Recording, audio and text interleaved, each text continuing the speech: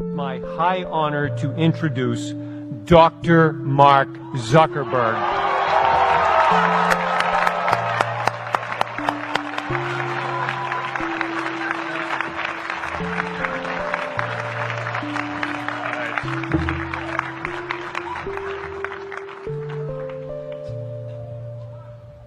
I love this place. Thank you all for coming out in the rain, the pouring rain. We're going to make this worth it for you. President Faust, Board of Overseers, faculty, friends, alumni, proud parents, members of the ad board, and graduates of the greatest university in the world.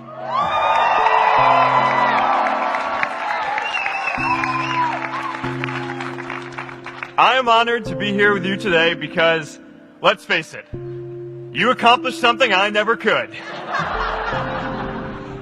If I get through this speech today, it'll be the first time I actually finish something here at Harvard. Class of 2017, congratulations.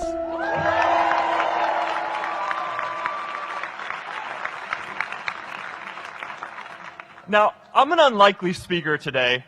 Not just because I dropped out, but because we're technically in the same generation. We walked this yard less than a decade apart. We studied the same ideas and slept through the same Act 10 lectures. We may have taken different roads to get here, especially if you came all the way from the quad. But today, I want to share what I've learned about our generation and the world we're all building together. But first, these last couple of days have brought back a lot of good memories. How many of you remember exactly where you were and what you were doing when you got that email telling you got into Harvard?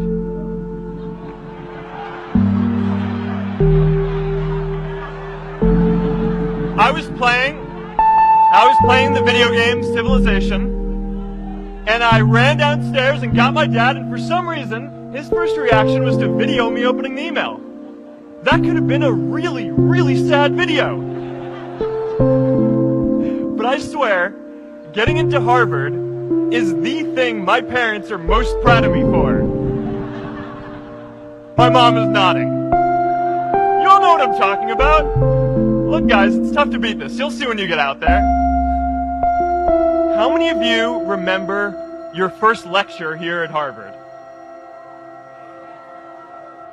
Mine was Computer Science 121 with the incredible Harry Lewis. Harry.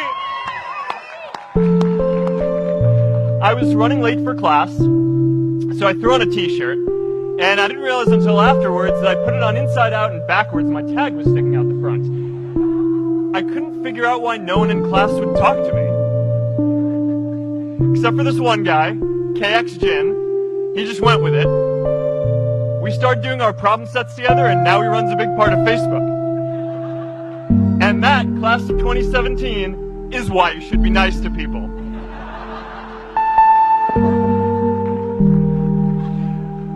But my best memory from Harvard is meeting Priscilla.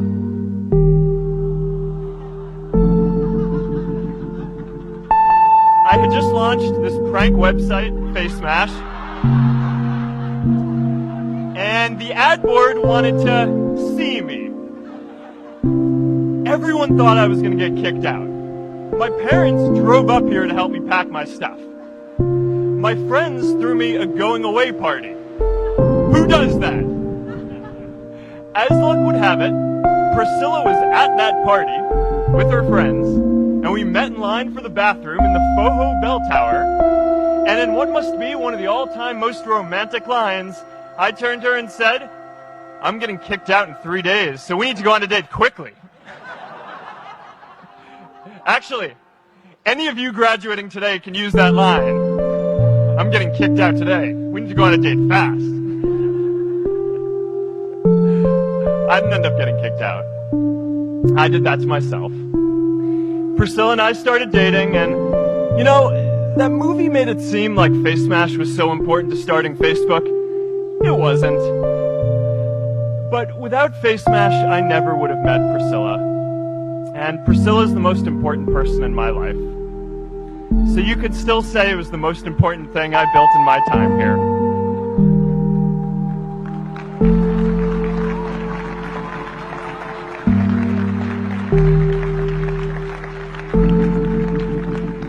We have all started lifelong friendships here, and some of us even families. That's why I'm so grateful to this place. Thanks, Harvard.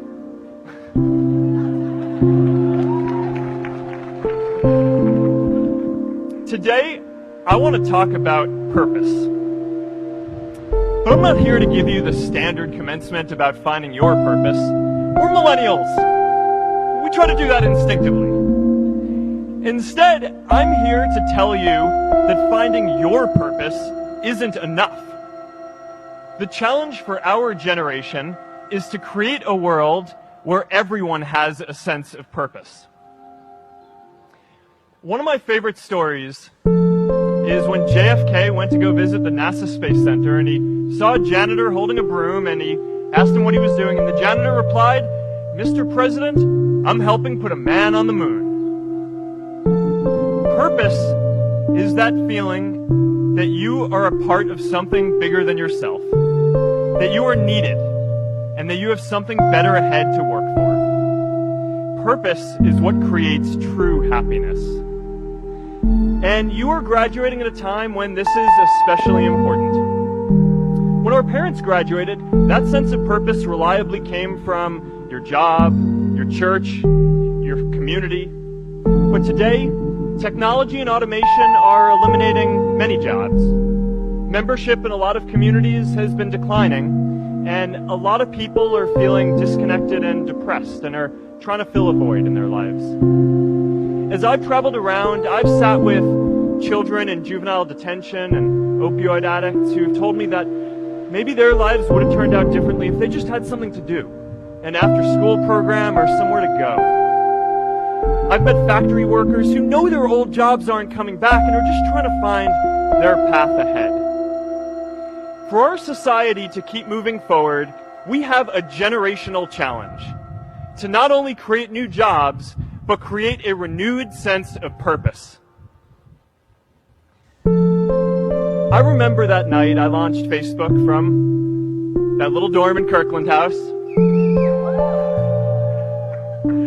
I went to Noakes with my friend KX, and I remember telling him clearly that I was excited to help connect the Harvard community, but one day someone would connect the whole world. The thing is, it never even occurred to me that that someone might be us.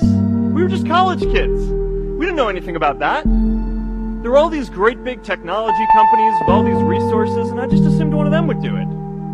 But this idea was so clear to us that all people want to connect. So we just kept working on it, day after day after day. And I know that a lot of you are going to have your own stories just like this. A change in the world that seems so clear that you are sure someone else is going to do it. But they're not. You will. But it's not enough to have that purpose yourself. You also have to create a sense of purpose for others. And I found that out the hard way. You see, my hope was never to build a company. I wanted to have an impact. And as all these people started joining us, I just assumed that that's what they wanted to do too. So I never took the time to explain what it was that I hoped we'd build. A couple of years in, some big companies wanted to buy us. I didn't want to sell. I wanted to see if we could connect more people. And we were building the first version of Newsfeed at the time, and I thought, if we could just launch this, it could change how we all learn about the world. Nearly everyone else wanted to sell. Without a sense of higher purpose, this was their startup dream come true, and it tore our company apart.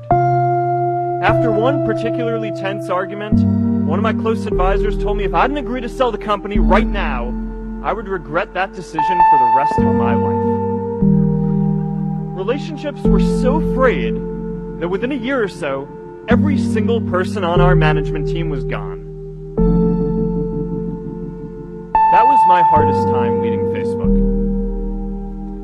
I believed in what we were doing, but I felt alone. And worse, it was my fault. I wondered if I was just wrong, an imposter, a 22-year-old kid who had no idea how things actually worked. Now, years later, I understand that that is how things work when there's no sense of higher purpose.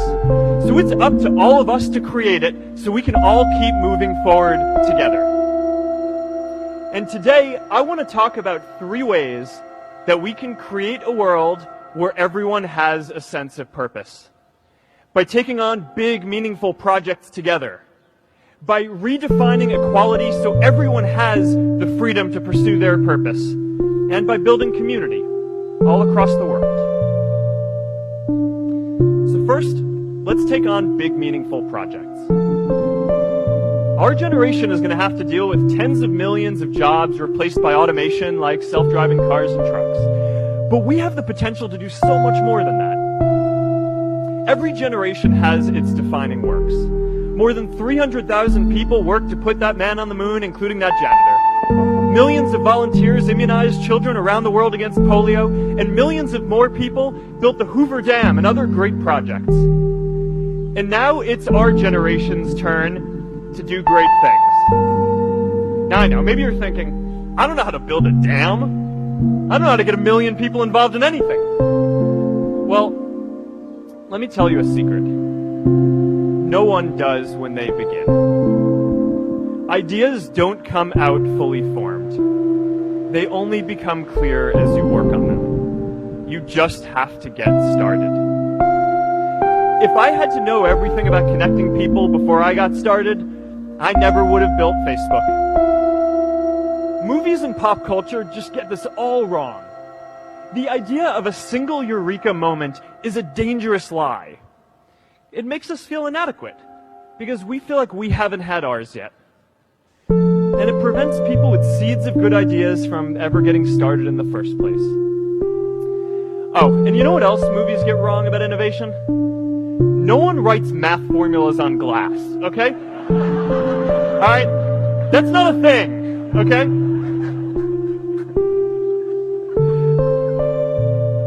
It's really good to be idealistic, but be prepared to be misunderstood. Anyone working on a big vision is going to get called crazy, even if you end up right. Anyone taking on a complex problem is going to get blamed for not fully understanding it, even though it's impossible to know everything up front. Anyone taking initiative will always get criticized for moving too fast, because there's always someone who wants to slow you down. In our society, we often don't take on big things because we're so afraid of making mistakes that we ignore all the things wrong today if we do nothing. The reality is, anything we do today is going to have some issues in the future. But that can't stop us from getting started. So what are we waiting for? It is time for our generation-defining great works. How about stopping climate change before we destroy the planet and getting millions of people involved, manufacturing and installing solar panels? How about curing all diseases and getting people involved by asking volunteers to share their health data, track their health data, and share their genomes?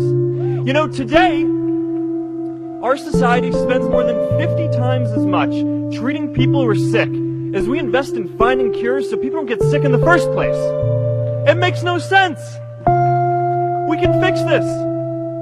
How about modernizing democracy so everyone can vote online? And how about personalizing education so everyone can learn? These achievements are all within our reach. Let's do them all in a way that gives everyone in our society a role. Let's do big things, not just to create progress, but to create purpose.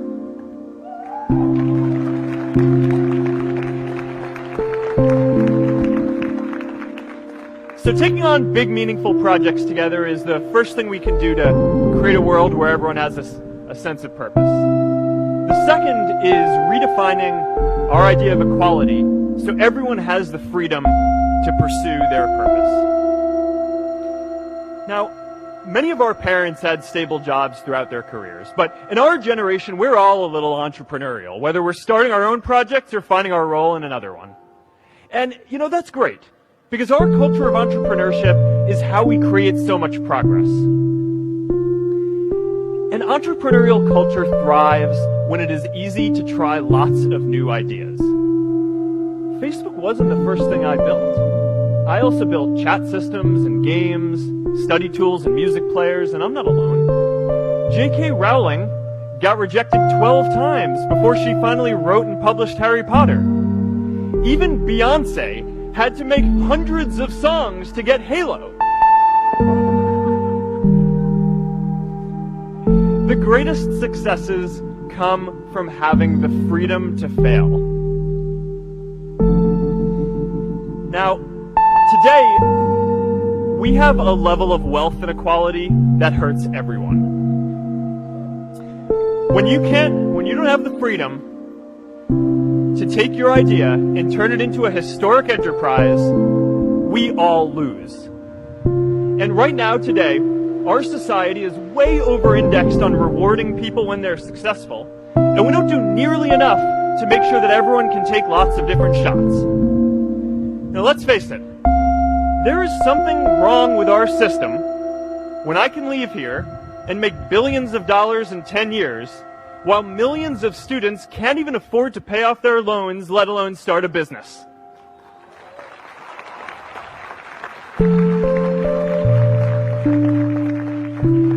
Look, I know a lot of entrepreneurs, and I don't know a single person who gave up on starting a business because they were worried they might not make enough money. But I know too many people who haven't had the chance to pursue their dreams because they didn't have a cushion to fall back on if they failed.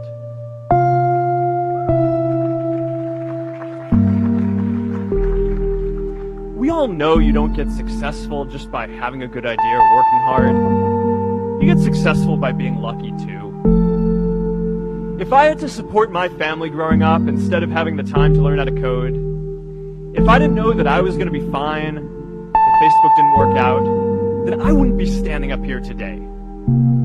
And if we're honest, we all know how much luck we've had to get to this point in our lives. Every generation expands its definition of equality. Previous generations fought for the vote and civil rights. They had the New Deal and Great Society. And now it's time for our generation to define a new social contract.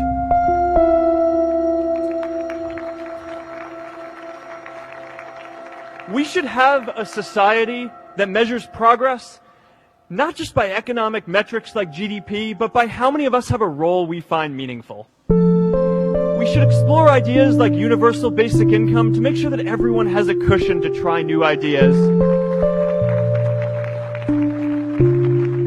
We're all going to change jobs and roles many times, so we need affordable childcare to get to work and healthcare that's not tied to just one employer. And we're all going to make mistakes. So we need a society that's less focused on locking us up and stigmatizing us when we do. And as our technology keeps on evolving, we need a society that is more focused on providing continuous education through our lives.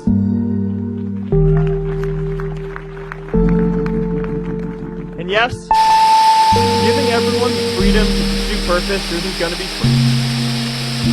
People like me should pay for it. And a lot of you are going to do really well, and you should too.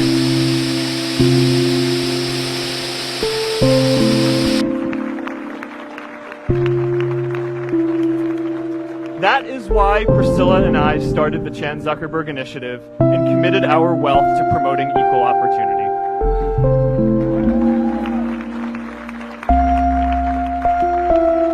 These are the values of our whole generation. It was never a question of if we were going to do this. The only question was when.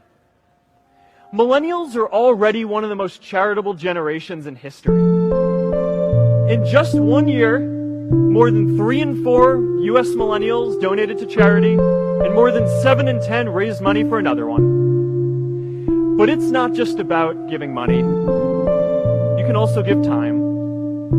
And I promise you, if you just take an hour or two a week, that's all it takes to give someone a hand and help them reach their potential. Now, maybe you're thinking, that's a lot of time. I'm not sure if I have that much time. I used to think that. You know, when Priscilla graduated from Harvard, she became a teacher. And before she'd do education work with me, she told me that I needed to get my own experience teaching a class. At first I complained. You know, I'm kind of busy. I'm running this company. But she insisted. So I taught an after-school program at the local Boys and Girls Club on entrepreneurship. I taught those kids lessons on product development and marketing, and they taught me what it was like growing up feeling targeted for your race, and what it's like having a family member in prison. I shared stories of my time in school, and they shared their hope that one day they would get to go to college too. For 5 years, I've had dinner with those students every month. One of them even threw Priscilla and me our first baby shower. And next year, they're going to college. Every one of them, first generation in their families. We can all make time to give someone a hand. Let's give everyone the freedom to pursue purpose, not just because it's the right thing to do, but because when more people can turn their dreams into something great, we are all better for it.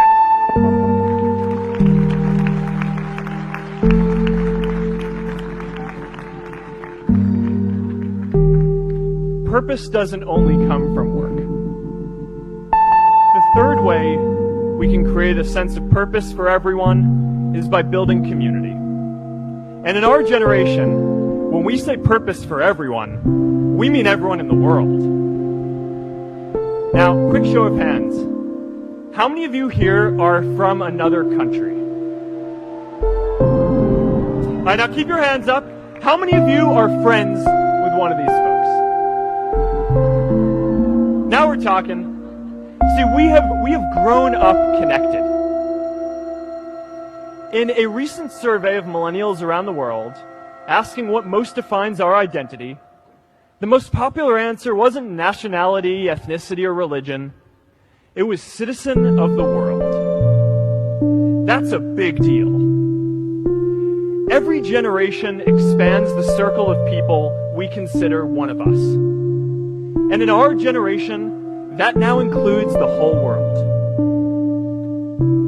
We understand that the great arc of human history bends towards people coming together in ever greater numbers, from tribes to cities to nations, to achieve things that we could not on our own. We get that our greatest opportunities are now global. We can be the generation that ends poverty, that ends disease. And we get that our greatest challenges need global responses too. No country can fight climate change alone or prevent pandemics. Progress now requires coming together, not just as cities or nations, but also as a global community. But we live in an unstable time. There are people left behind by globalization across the whole world. And it's tough to care about people in other places when we don't first feel good about our lives here at home. There's pressure to turn it. This is the struggle of our time. The forces of freedom, openness, and global community against the forces of authoritarianism, isolationism, and nationalism. Forces for the flow of knowledge, trade, and immigration against those who would slow them down. This is not a battle of nations. It is a battle of ideas. There are people in every country for more global connection, and there are good people against it. And this isn't going to be decided at the UN either. It's going to happen at the local level when enough of us feel a sense of purpose and stability in our own lives that we can start to open up and care about everyone else too. And the best way to do that is to start building local communities right now.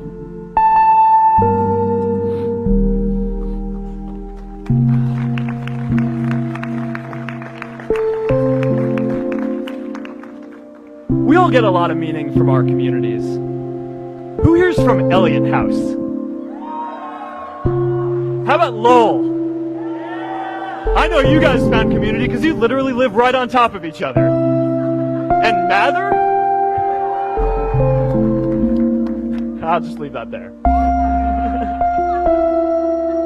Whether our communities are houses or sports teams, churches or a cappella groups, they give us that sense that we are a part of something bigger, that we are not alone. They give us the strength to expand our horizons. And that's why it's so striking that over the past few decades, membership in all kinds of communities has declined by as much as 1/4. That's a lot of people who now need to find a sense of purpose somewhere else. But I know that we can rebuild these communities and start new ones because many of you already are. I met Agnes Segoye, who's graduating today. Agnes, where are you?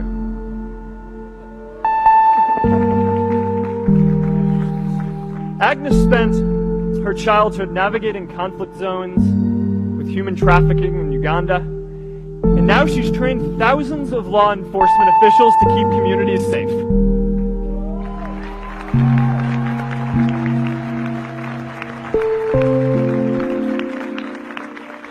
I met Kayla Oakley and Neha Jain, who are graduating today too. Stand up, guys. Kayla and Neha started a nonprofit that connects people suffering from chronic illnesses with people in their communities who are willing to help out.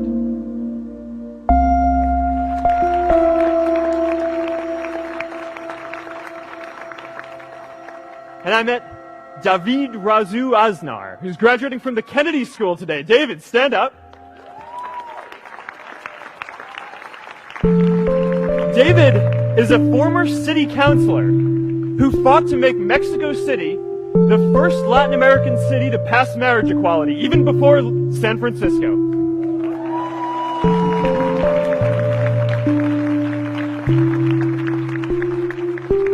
And this is my story too. A student in a dorm, connecting one community at a time, and keeping at it until one day we can connect the whole world. Change starts local. Even global change starts small with people like us. In our generation, the struggle of whether we connect more, whether we achieve our greatest opportunities, comes down to this: your ability to build communities and create a world where every single person has a sense of purpose.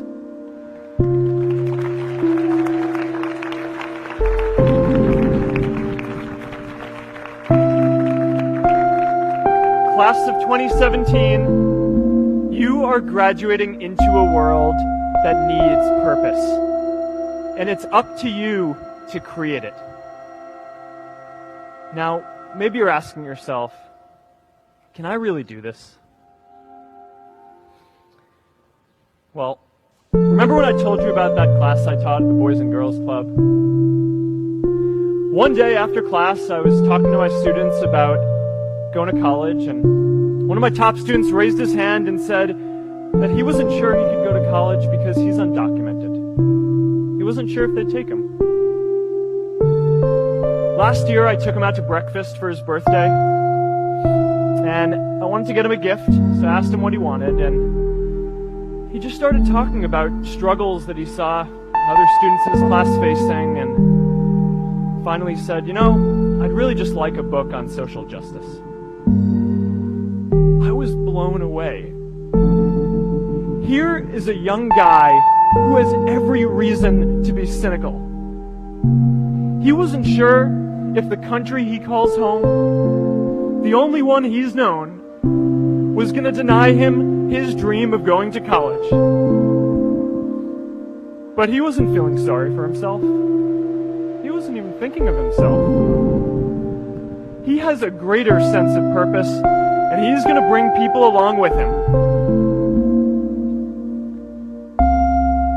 It says something about our situation today that I can't even say his name because I don't want to put him at risk. But if a high school senior who doesn't know what the future holds for him can do his part to move the world forward, then we owe it to the world to do our part too.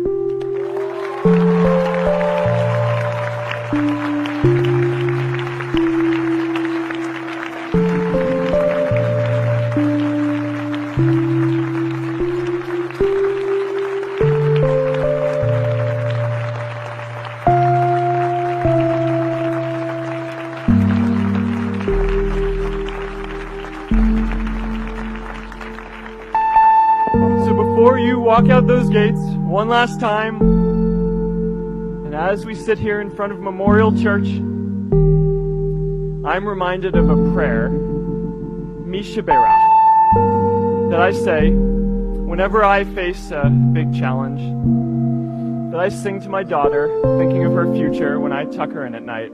And it goes, "May the source of strength, who's blessed the ones before us, help us find the courage to make our lives a blessing." I hope you find the courage to make your life a blessing. Congratulations, class of 2017. Good luck out there.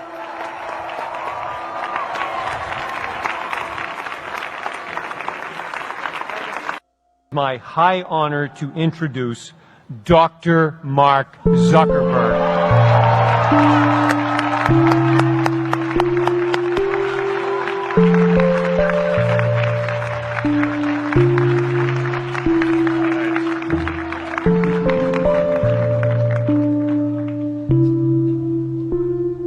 I love this place.